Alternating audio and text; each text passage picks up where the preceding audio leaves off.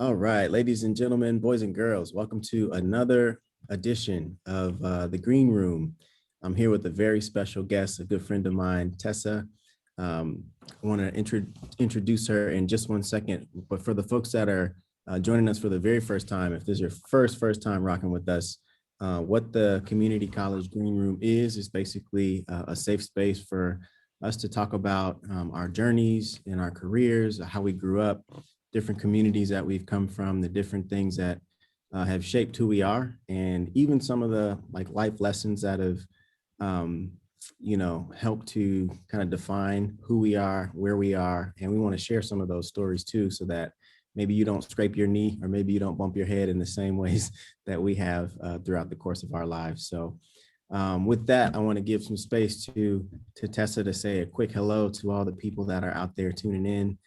Tell us who you are, what you're up to for a couple minutes, and then we'll jump into some Q&A here. That's great. Thank you so much, Brendan, for inviting me to be a part of the series. I have been catching a few here and there, and I always find them super inspiring. So thank you for inviting me to share a little bit about my story. My name is Tesa Aragones. I am originally from Detroit, but I'm a first generation Filipino. I've been living on the West Coast now for over a decade, a little bit longer than that. But, when you're first generation, your roots grow deep. So I actually spread my time going back and forth to be close to my family. And, I think when you're the youngest of four of a first generation family, for any of you who have grown up this way, you know that a lot of it falls on the children to take care of your folks. And so I take that very seriously. It's actually one of the things that gives me great purpose. And so, yeah, I am currently living in Oakland, in the East Bay. Um, I actually have been here for a few years now. I'm currently the CMO at a company called Discord. Before that, I was the CMO of a company called Visco, which is a photo and editing startup app. And then before that, I was 10 years at Nike, working in global brand marketing, digital branding, or digital products and services. And that actually was, you know, when Brandon and I met, actually when I was over at Nike and we did a program together at Stanford. But yeah, I think I've been really lucky in my career to have opportunities to work on brands like Nike.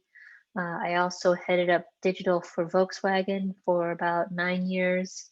I've also worked on the agency side, so really like leaning into my Detroit hustle, learning how to master the fundamentals of marketing and advertising. But yeah, that's a little bit about me. Is that helpful, Brandon? Super helpful. I think myself and some of the folks that are watching this are also curious about this plant behind you. Like we've all been locked in for a little while Oh and gosh, have, yeah. lived the pandemic life and are starting to enjoy plants maybe in a way that we haven't before. So tell us a little bit about what's behind you there. I'm so glad you asked me about that. It's like since the pandemic, I don't want to call myself a plant person, but I've been spending more time at home. Mm-hmm. Uh, and then after the pandemic, also living in Oakland, like there's a lot of cool little shops that pop up. And with all of the efforts to support minority businesses, I found this super dope greenhouse. It's actually called Black Girl Greenhouse. It's two women that started it. It's over in West Oakland. If you haven't checked it out, just put it on your list. It's not a place that you kind of, stumble upon. You actually have to go there, but they have all these great plants. They're always spinning, good music, and they serve coffee. And I find it really hard to leave there without buying a plant because they're just such nice people. So Strategy is it's like, working. I know every time I go there. And so the snake plant that I have here, she's really thriving. She was, started off a lot smaller, but, she's grown quite tall. And it's nice to have green around you, especially, it's like we've been spending so much time in our homes. So yeah, thanks for asking. Yeah, Black Girl Greenhouse. I'm gonna make sure that next time I'm in Oakland, I at least go by there and see if I'm sure Yeah. their strategy is working on you. It's probably gonna work on me too. I probably I have just like you're gonna like it. You let me know when you go. yeah. Well, cool. I know, just going back to yesterday, my parents in Chicago like had texted me pictures of some snow falling. So I know here on the West Coast, we're like enjoying some sunshine and decent weather. Maybe the first question is just like, what's been the biggest delta in terms of being a Midwesterner and a Detroit person, and then coming to the West Coast, for over a decade now? Is it the weather? Is it the culture and the food? Like, what is it for you? So I will say, like, for me, I'm always gonna rep the D. Like, I'm always like from Detroit. There's part of me that just kind of defines who I am. I would say I like Oakland because it feels like the Detroit of the West Coast. Yeah. Um, there's like everybody's mixed over here. You have these neighborhoods where you can get really great, like uh, different types of food, all kind of ethnicities. I felt like that growing up in Detroit because, you know, in Detroit's kind of industrial, but there was also this, there's a very creative community there. Part of it was design, but part of it was innovation. Mhm. And, the biggest shift for me is really not that much of a shift because when you really embrace where you're from, you kind of carry that forward. So uh, when I think about things that I try and tackle, whether it's my career or just, different things in life, I always think about how Detroit really helped shape my story, whether it's my love for design, Mhm. my love for music, Yep. uh, my love for cars, like all of those things. Motor City runs deep. Yo, that's amazing. Um, so to a couple of those points, could you like paint a picture for us, like um, Tessa as a young person? So like Tessa the Yeah. girl growing up in the D, like how that you're the youngest of four. So talk about like the dynamic between you and your siblings, and then just like Yeah. how the city kind of played into like the family life that you had early on. You know, uh, Thank you for asking me about this. Part of my love for my hometown and the grittiness of it is really it goes back to my parents and how they landed in Detroit to actually, you know, start their home and their home away from home. They're from the Philippines. And, I think that when my dad applied to come to the States, he got into some program. And so he flew over from the Philippines. He got all the way to Tacoma, Uh-huh. and then he ran out of money. So he plays the violin. He learned to play the violin when the United States occupied the Philippines, and he used to play for the soldiers on the army base. But he raised like saved up enough money, and then he took the bus from Tacoma, Washington to Detroit, and then saved up enough money 2 years to fly my mom over. And I think like the storytelling of being an immigrant and then having people help you along the way. Mhm. So, like, for example, my father lived in the hospital because there's no place to live. So he worked in the hospital and that's where he stayed. When my mom came over, they couldn't stay there. So this little couple, we call them Uncle Harold and Aunt Sophie. This Mhm. white couple they took them in and let them stay in their house. It's like super generous. Um, Offer, and like my parents needed help and there was someone there to help them.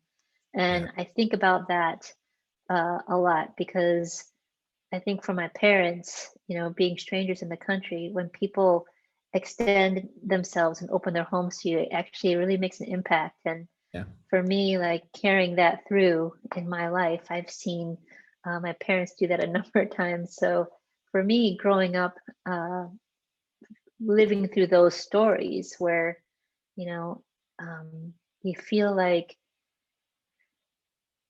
you're ingrained in your own culture, like the Filipino culture, enough where it's like I don't necessarily feel like 100% American, and being brown has a whole other challenge to it. It's not like you can hide it, right? Yeah. And then uh, also, it's just like when you go back to the Philippines, it's like they can tell I'm not, they can Yeah. tell I'm American from a mile away, just by the way I carry myself. Yeah. And so it's just you find this way of like balancing, heritage, culture, tradition, um, and also like watch your family assimilate, right? Yeah. And so things that we do at home are very traditional, but yet like I just all these like things that are very much American that maybe my parents are assimilating. And so it's just a very interesting journey. I'm sure many of your friends have also had similar ones. Yeah, that's such the story like that we need to hear right now, like in the world that's um stiff arming refugees and like, talking about closing borders and things like that. To hear like you tell us the flip side of that, how somebody's generosity could make a big difference and open the door and create kind of this environment where somebody can feel included, where somebody can feel equity, where somebody can feel belonging. I think it's just the message for just this time. So thank you for sharing that with us. And maybe that'll go into my next question about like you mentioned how big of a part community was as you're growing up. The community college part of this initiative that we're doing. How did kind of the education side? Shouting out to Marv who helped me with getting my Yes, sweatshirt. we are representing for everybody watching this. It's been a fun ride this last year, kind of putting this project together and being able to pull from so many different creatives and folks who do so well in the different lanes that they're in. Shout out to Marv, shout out to Adrian, shout out to Nari. The question about like if we put the emphasis on the college and talk about Mhm. education and whether it be formal or whether it be like more school of the hard knocks and like what Detroit might have taught you from a gritty perspective. Did you like from an early age know that you wanted to be like the chief marketing officer at some company, or did you like how did it all come together from like the time you started learning like education wise all the way until where you're at right now? And you're never done learning, so I'm sure you're still learning new stuff every day Yeah, even now. no, I love it. I think that part of, what my favorite character was growing up, Brandon? Who's that? Uh, Curious George. Like, to the point where I was so curious. Uh, it was my favorite stuffed animal and my favorite books. And, really just like, sometimes you get into trouble, but it's like that curiosity that's learning and then being curious and then trying and Mhm. then knowing you're going to fail, but Yeah. then reflecting on it. And I think, always believing that if you try something and you can learn something, that like all of your best work will still be ahead of you. And, I think that talking about community, I think about um, how we create community, right? And so, uh, you know, growing up as Asian in Detroit, like the people that we spent time with, I didn't have like family, like my grandparents weren't there, my aunts and uncles weren't there. So the closest people to me were like my next door neighbors, my Aunt Mary, Uncle Frank. Uncle Frank worked at a factory for GM. Mhm. And Aunt Mary, like was Romanian. Uncle Frank was from the Czech Republic. Mhm. My godfather, my Uncle Barry, he was, he lived like maybe 20 minutes from us, but, was one of my dad's best friends. And, we would celebrate, a lot of like his Jewish traditions on Friday nights. And then, my other dad's best friend was uh, was our good friend Daryl. He didn't want to be called uncle because he said he always looked too young to be Yeah. uh, called uncle. So we called him Big Daddy Daryl. And just growing up with like those different types of characters around the house, telling stories all the time, creating community. I had, someone like Uncle Frank who was hustling in the factories, working hard. I had, someone like Big Daddy Daryl who was teaching me how to like, tell stories and, be social and, those type of things. And then I have my Uncle Barry who was, always just like, as a lawyer trying to think about how to do things in the right way. And for me, like I grew up being curious, but I loved music. Mhm. I love photography. I love film, and I love sports. Yeah. And for some reason, I ended up going into business. um, but what I found is going to a business school. The thing that interested me was entrepreneurial studies Mhm. because it's a problem solving Yeah. exercise. It's something that you think of ideas, you think of innovations, you think of building Mhm. things. And then I tapped into my creative background with film and photography, and that's where marketing came in.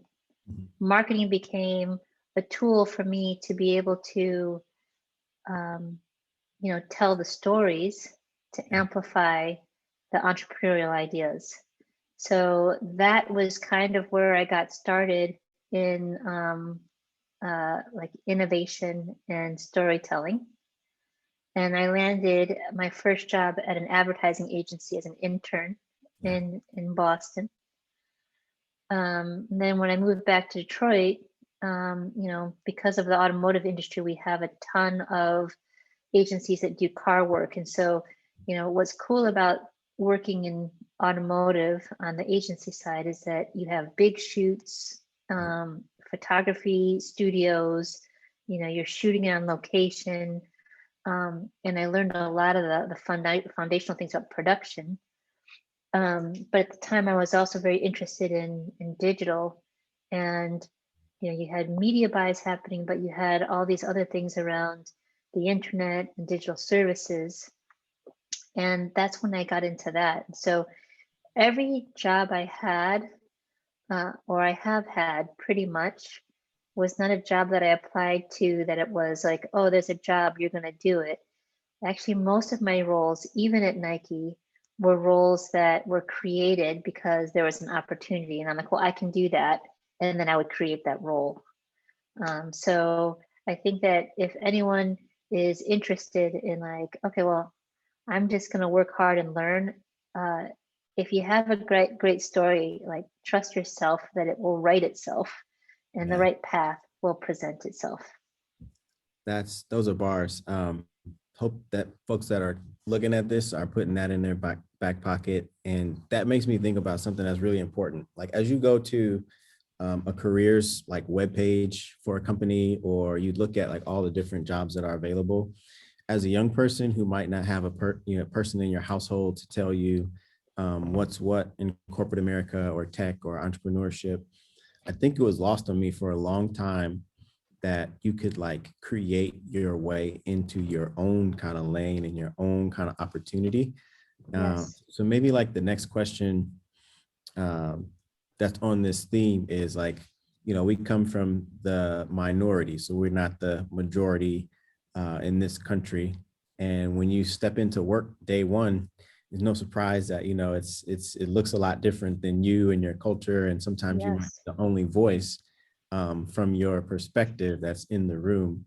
For people that are out there, maybe looking for their first job or making a change of some sort, just talk to us about you know, a couple of feelings or like things that you had to get through in order to be like comfortable in your own skin and to like, all right, yes, there's not a whole lot of me in the room, but yes, this is my value. This is kind of how I can find my voice. This is a contribution that I can make at this place that I'm at right now. That it took me so long to find people to hear those stories from. So maybe a Yeah. couple of thoughts on that one might be useful for any of the brothers and sisters out there watching this. I would say it's really easy to create a narrative in your head Mhm, growing up as a minority and not seeing people around you that look like you. mhm, And one thing that I found myself doing growing up where there weren't a lot of people that looked like me um, was like I would compare myself all the time. yeah. And it was reinforced by my parents, even like, you're going to have to work harder because no one's ever going to see you in the same way. If you want to stand out, you're going to work hard Yep. so that people can see that, and you're going to earn respect.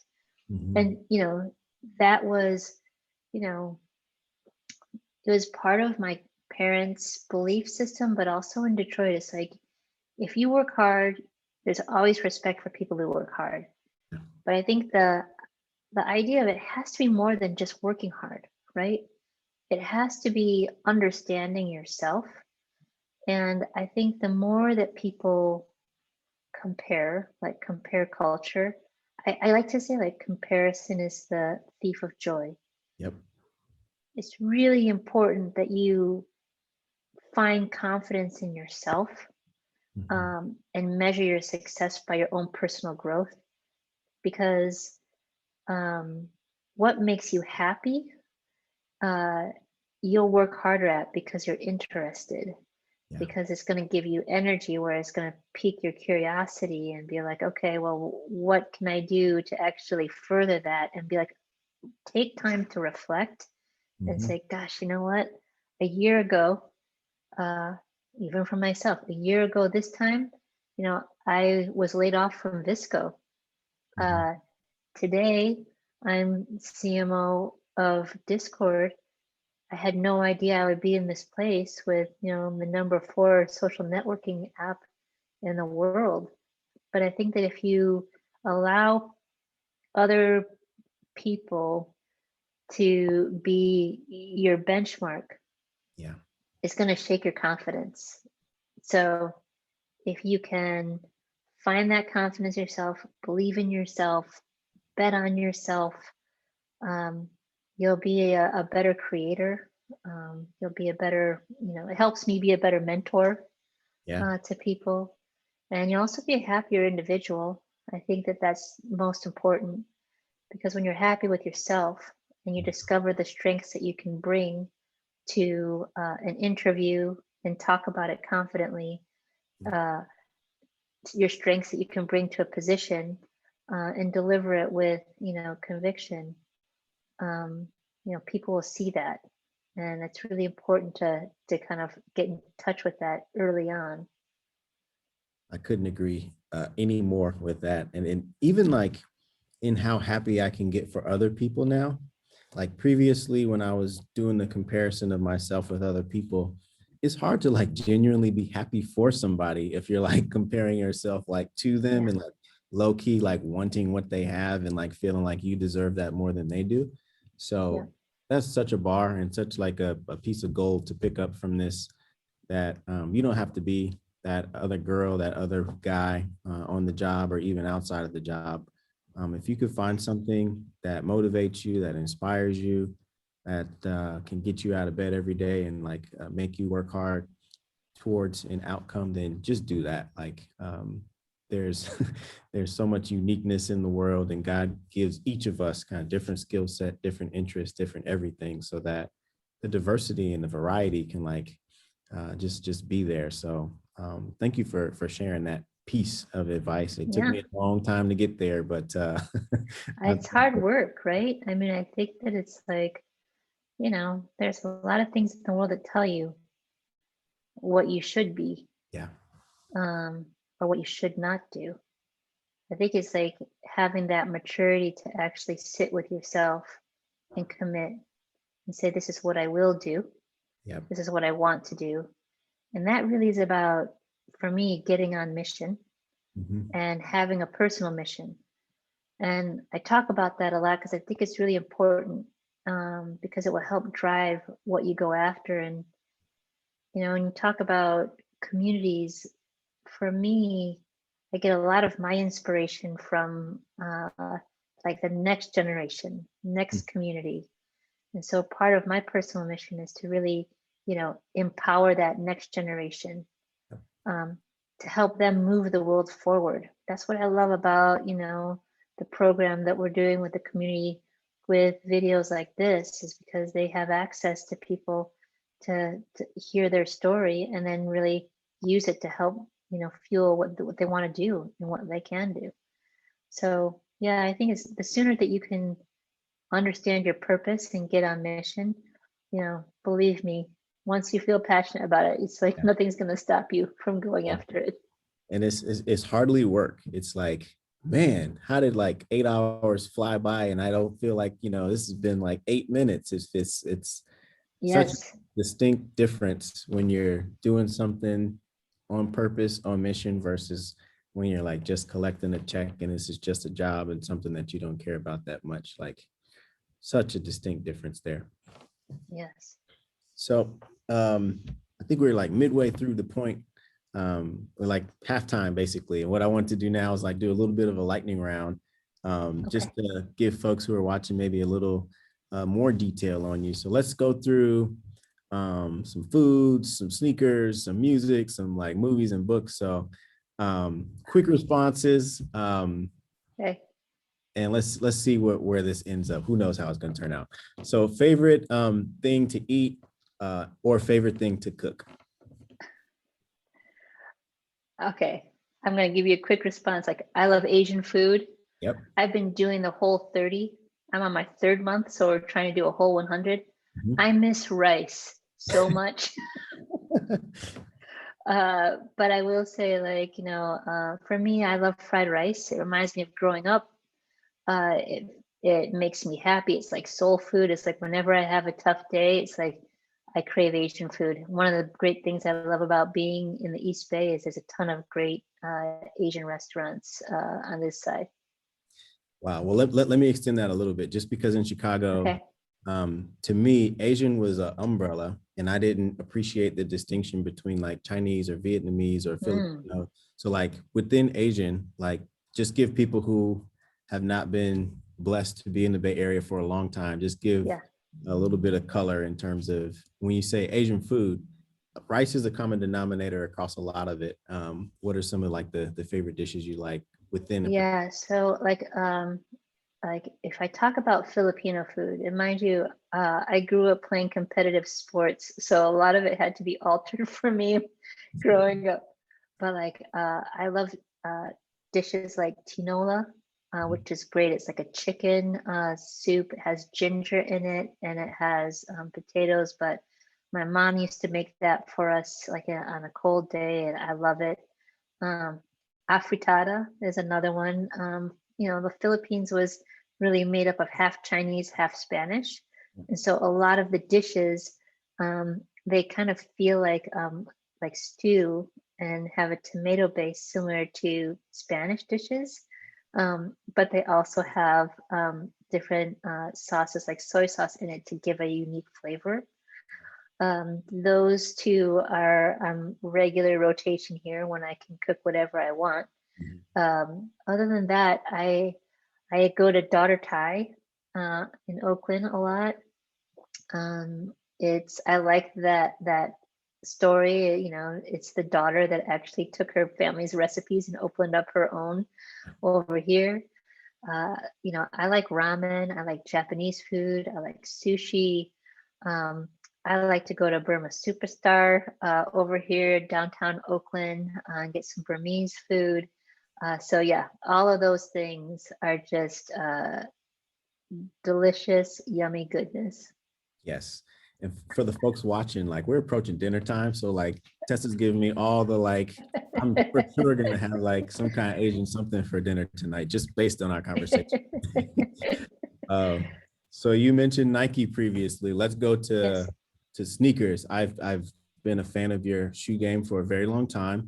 So you don't even have to give me like a favorite shoe. Just give me a Okay. handful of shoes that you have come to love, collect. Yeah, like I love my Air Force Ones. I went through a phase when I would do a lot of Nike ID Mhm. shoes, so I have a lot of one of ones, which I feel very excited about. I have a few HTMs, which I don't wear often. There was one time I was wearing some HTMs, and I actually was chased in New York because someone was like, "Where did you get those shoes? There's only 300 pairs made." Um, let's see. I think I love my Jordans, but I tend to only bust them out on special occasions because if you know Michael Jordan's story, it's like, though you earn it. And so like I definitely bring out the heat when I'm presenting, something like Yeah, that. yeah, Um, and just coming off of March, I just went through a whole month of wearing my Air Max collection because of Air Max Day in March. So it yeah. gives you an idea of a little bit of my shoe game. Yeah, I got to do this again. So like, um, we are locked in COVID, and I've been rocking a lot of the same shoes like around the house and around the neighborhood. Are you of the Mhm. mind that you're gonna keep a lot of the heat just in, or do you feel like, man, we've been doing the same thing locked in for so long that I'm gonna mix it up, even if it's just like walking around the block? Um, it's funny, even though we're working from home, Mhm. I still have to do presentations. And when I present, I put on special sneakers because they Yeah. can't see my feet, but I know that the heat's there. Yes. All right, I love that. Let's go to, oh, I got one. So travels, like when things open back up, you've been globetrotting and getting on planes and going to different places. For folks that haven't been able to bust out and go to all the different spots, what are like maybe two or three destinations that you're excited to either go back to again or like get to for the first time? Yeah, that's a great question. For me, time has become such a currency for me. And so I find myself using my travel as a way to reconnect with people. And Mm. so one of my godsons lives in London. And so when things open up, I want to go over and see him. If you haven't spent any time in London, uh, it is an incredible city. There's a balance of everything. But motivation for me is really about family. So I'll probably head over there to see him. And then another like this is one of the things that I did 2 years ago is I went to Denmark, Oh, cool. and I've been doing some work with a team over there. What I don't know if you know this, but like I love furniture Mhm. and I love Danish design, and so I would love to go back there, just because I like the design aesthetic. Yep. So that would be another place. Mhm. And then the other place I would like to go back to is I'd like to go back to Japan. I've spent a lot of time in Tokyo, but I have wanted to go to Kyoto for a long time, and I just like the energy of it. I like how everything seems to be very considered, and so that would be a place on my list as well. Definitely.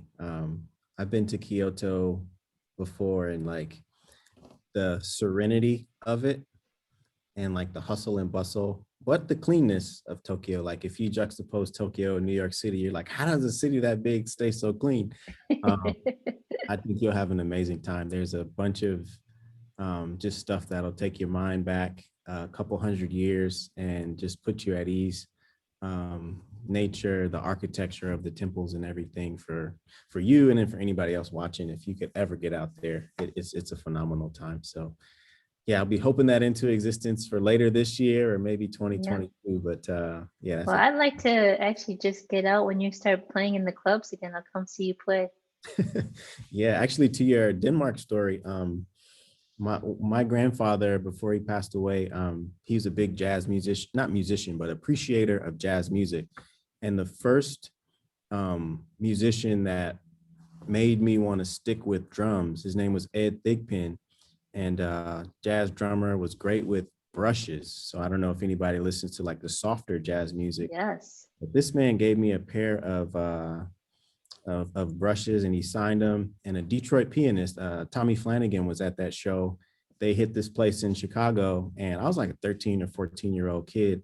And that's one of like the seminal moments that let me know that I want to be, I want to play jazz music. I want to like appreciate this part of my culture. Like, two older Black guys, encouraged me and kind of friends with my grandfather from way back in like the 50s and 60s. So Ed had lived many, many years in Copenhagen and other cities in Denmark. And he encouraged me from that young age to even explore the world. Like, make sure you get out of Chicago, make sure you think broader than just the United States.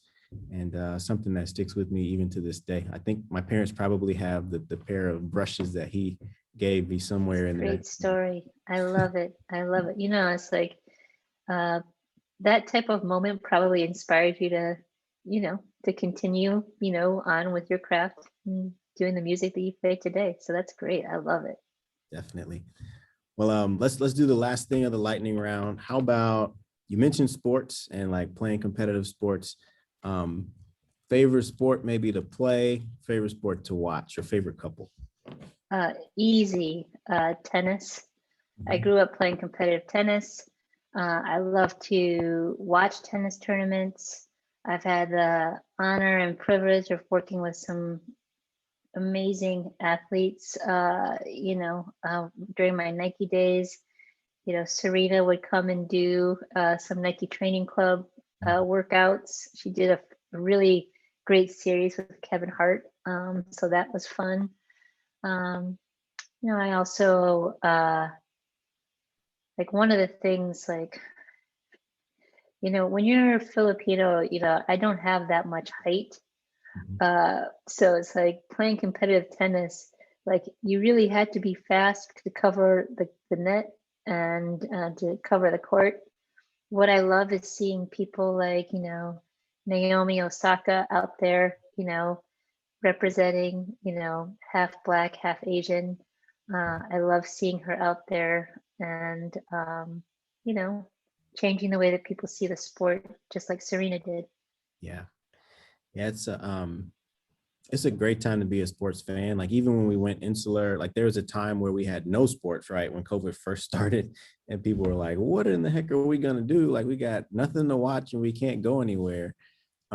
So for me, that was like the time to focus on family and do a lot of inward reflection. And then when sports started to come back, um, I don't know, I appreciated it more and paid attention to different details in folks, how they prepared, um, to be in the bubble in the NBA and to have that commitment of like, I can't leave. Like, this is, Right. I'm in it. And to see like Jamal Murray and Damian Lillard and a bunch of those folks just go ham during that time was a special time for me. So yeah, great last year and a half of sports here. And I think things are starting to open up in some cities. So we'll be able to actually go see games and stuff like that coming up here pretty soon. Yeah, that would be great.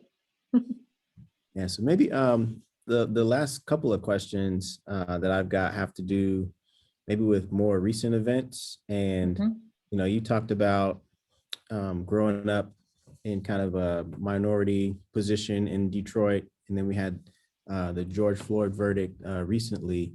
Um, we've had a bunch of instances of inequality and violence and different types of things that we obviously rather not see. And then we've talked about kind of the other side of it, where your parents were afforded the generosity and the grace and like the good side. What are some ways that the viewers and like even us can um, turn the corner on some of this? A lot of it to me is like education and like hear the stories of people who come from these communities so that they're um, not a race or a blanket. They're like an individual who has a story. So like from your point of view as like a marketer and somebody who's a part of, a couple of distinct communities, just talk a little bit about kind of the best way that people who have this same burden can make a positive difference in their neighborhood and kind of more broadly. Thanks, Brandon. I know you and I have talked about this, and I appreciate uh, you reaching out to me. And I think that I've struggled with this, whether it's, Black Lives Matter or the verdict yesterday, or, the racism against Asians and elders, 3 miles down the road. It weighs pretty heavily. And, it's emotionally taxing when you see so many stories of brown and Black people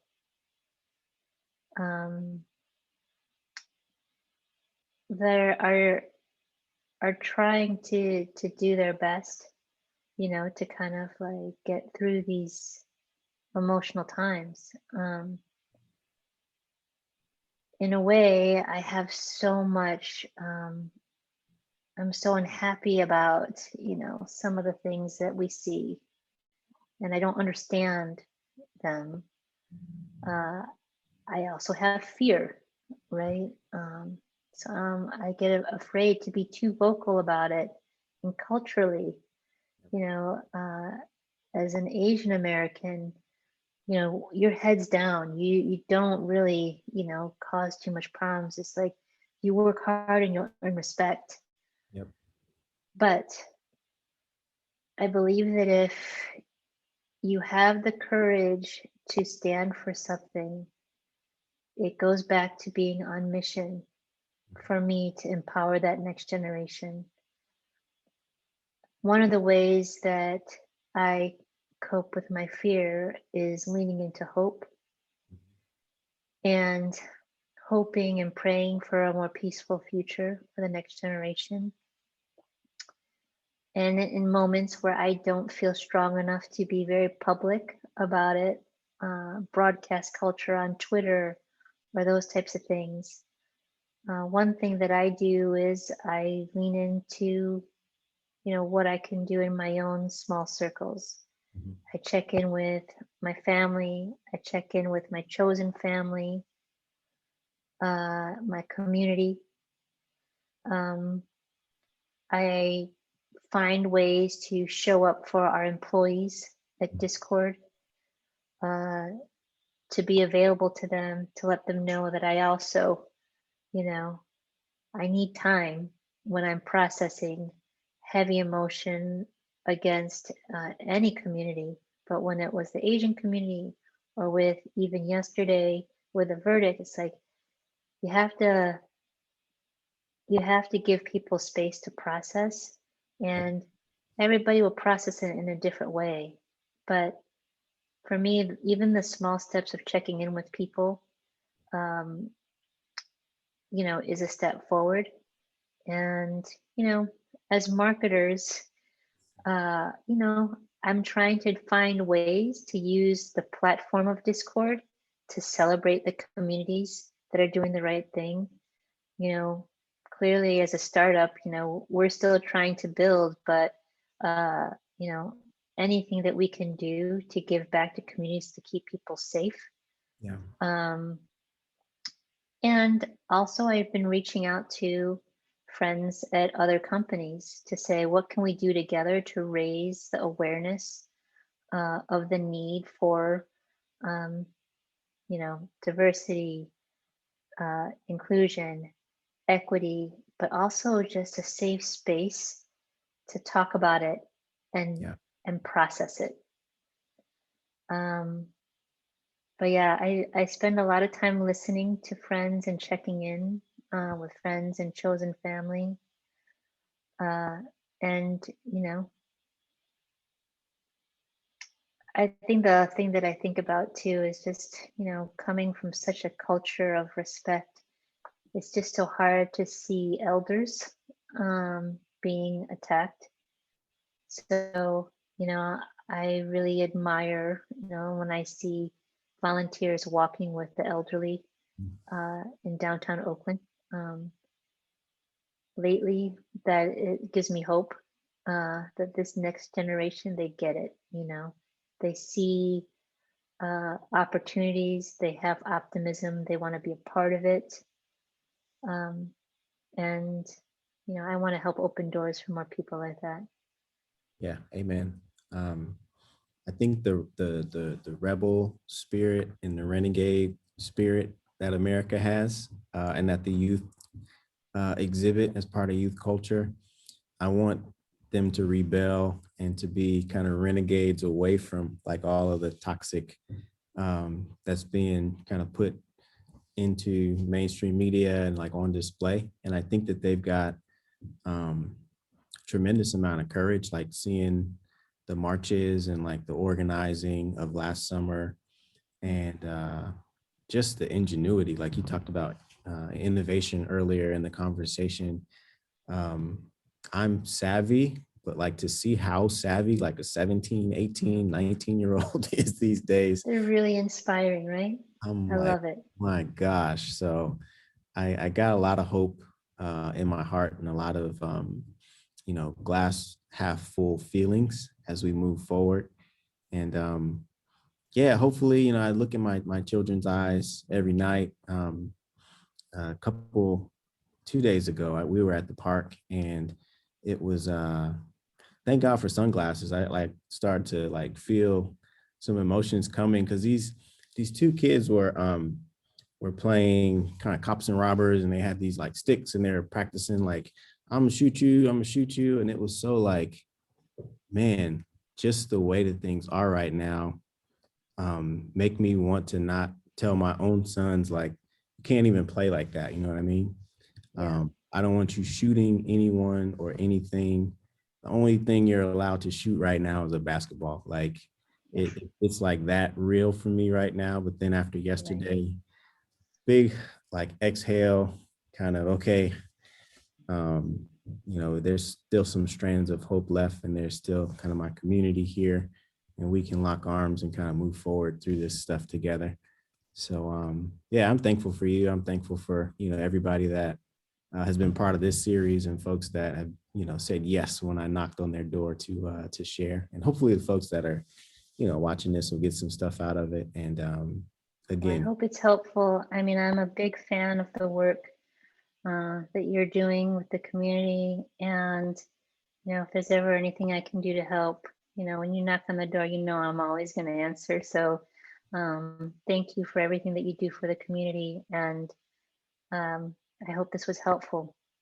yeah, for sure, folks. You're looking at one of the quietest, like quiet storm of a leader that moves mountains, even though she doesn't always do it in the most braggadocious kind of big way. There are many, many different ways to get a job done. And Tessa, you've shown me and a bunch of other folks, how much you care, and how much of a force you are in a lot of different areas. So our community, salutes you and thanks you for Thank coming you so much. talk to us. Have a great rest of the week and weekend. And yeah, at some point we'll post this thing up. And yeah, this weekend, have some nice Asian dinner, rock your shoes. And at some point when things open up, I can't wait to give you a big old hug.